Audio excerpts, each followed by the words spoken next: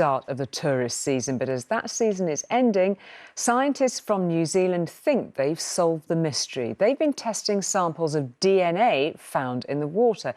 Disappointingly, it is not a leftover dinosaur. The answer, it seems, is eels, big ones. In the centuries-old search for the elusive Loch Ness monster, a team of New Zealand scientists has turned to DNA, studying 500 million sequences from the length and breadth of the Loch. Their mission, to finally discover what lurks beneath.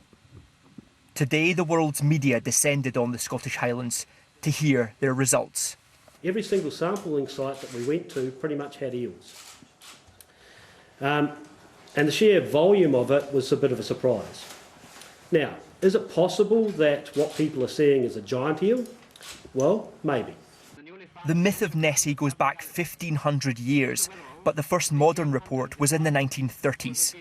Loch Ness, on which the eyes of the world are focused. It sparked an industry of Nessie stories, sightings and souvenirs.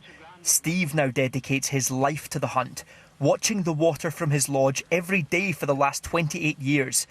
He's unimpressed with the giant eel theory. I'm not about to give up. This tells me a couple of the things that it's not going to turn out to be. Fair enough. I could have told him some of those answers without him doing all his research. This skipper says he's had his own run-in with a monster. A blip on his boat's sonar won him the prestigious Nessie Sighting of the Year prize. I believe that I've seen something strange in the loch, for sure. On my sonar screen that day 8 years ago was an object 1 metre to 1.5 metres wide. Where could it go? It could dive into the loch. We've got 200 metres of water here. Caves, little caverns, somewhere for a monster to hide. Totally, yeah. Nessie's hiding. Nessie's hiding, yeah. Keeping the mystery alive is big business for Scotland, and the DNA results didn't put these tourists off the search. We came to find the monster, and we did. You know, we did. We've got a sighting here. It might be a giant eel. I don't think so. No? Eels don't have legs. No. If she's large and I can see her, what difference does it make? It's what's in your mind. These DNA results are using modern techniques to try and solve an ancient mystery. But Nessie's not dead in the water just yet. This loch is 24 miles long, well over 200 metres deep, and there are countless caves. So for those who want to believe, there is still room for the legend of this loch to live on. Peter Smith, News at 10, Loch Ness.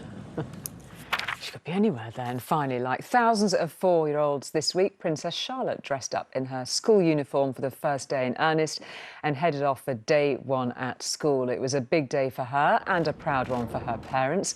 Big brother George was there to show her the ropes, while Charlotte looked a bit apprehensive. Father William said that she'd been very excited. George has been at Thomas's school in Battersea for 2 years now, and having 2 children there means the Cambridges qualify for a £200 sibling discount off the school fees.